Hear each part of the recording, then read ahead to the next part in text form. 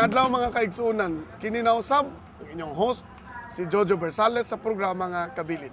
Karong adlaw atong tukion ang mga panghitabo ni adtong Semana Santa sa 1898. Diin nagsugod ang atong revolusyon batok sa mga katsila dinhi sa Sugbo. Sa akong likod makita ninyo ang marker sa National Historical Commission nga gibutang dinhi ni atong 1966. Agig pa ila nga dinhi ug dinhi lamang nagsugod ang revolusyon batok sa mga katsila nga gipanguluhan nila Leon Kilat ug uban pang mga katipunero sa Sugbo.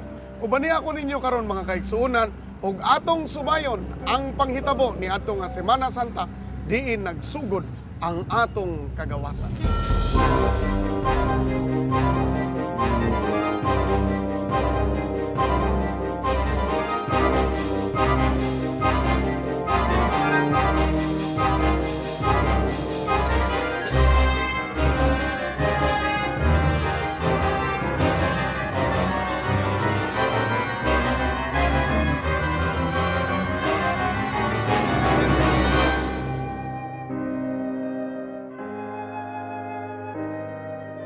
Gitukod ni Andres Bonifacio isip usa ka sekretong kapunungan ang katipunan ni adtong Hulyo 7, 1892, July 7, 1892. Medyo nadugay-dugay gyud ang pagtukod niini dinhi sa Sugbo.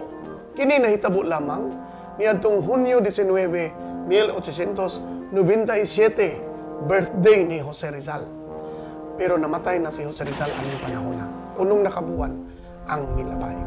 Gitukod kini sa mga inilang mga lumulupyo sa lungsod sa San Nicolas, karon baryo na barangay na sa siyudad sa Sugbo. Nga sila si Candido Padilla, Eupisto Caban ug uban pa. Ang revolusyon batok sa Espanya miulbo sa Manila ni adtong Agosto 24, 1896. Human nagtapok sa sekreto ang mga katipunero didto sa Balintawak. Dili diha dayon nga misunod ang Sugbo. In fact, naabtan pa gani kini og pipila pa ka buwan. Ang Luzon na to nakagubot na. Aware na sila na naagi kagubot na may tabo.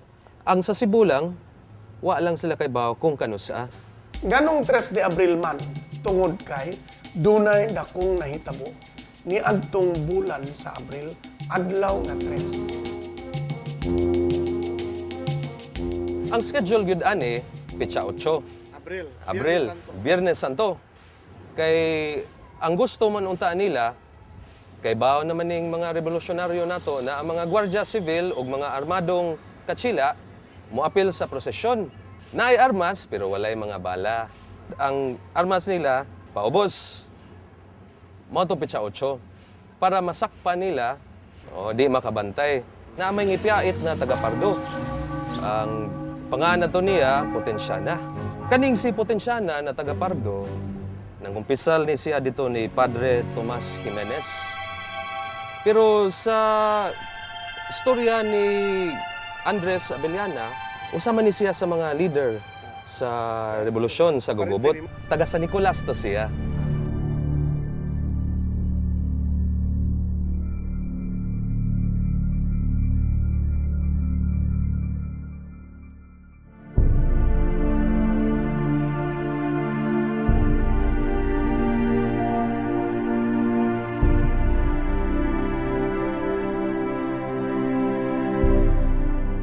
Si Padre Tomas Jimenez sa Pardo, iyang giingnan si General Adolfo Montero.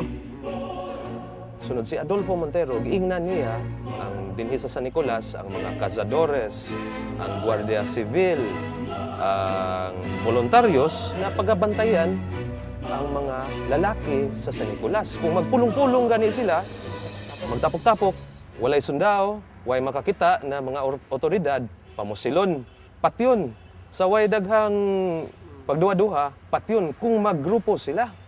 Tunga-tunga ni sa Marso, padong Abril 3. Ngipyait siya, dito na alerto sina Kapitan Revilla na maoy leader sa mga katsila dinhi sa San Nicolas.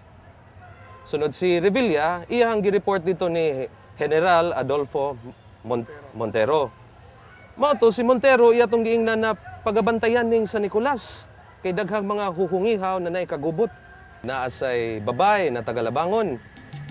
Suma sa mga storya, sa mga katiguangan, abilya kuno. Ay, ngipiyahid siya dito sa mga Guardia Civil o mga otoridad din sa San Nicolas. Marso 22 hangtod Abril 2, naghinay-hinay pamunit.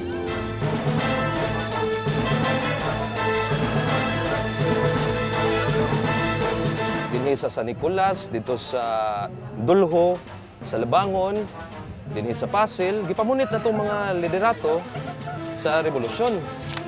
Kaya nagagubot naman sila, katong pag Abril 2, 1898, nag-una-una ning grupo sa mga alinyo, naman to'y grupo na Guardia Civil ni Age, wa may armas kaning sila alinyo. Gitigbas nila sila mga pinuti o buo, katong mga Guardia Civil o mga binugha.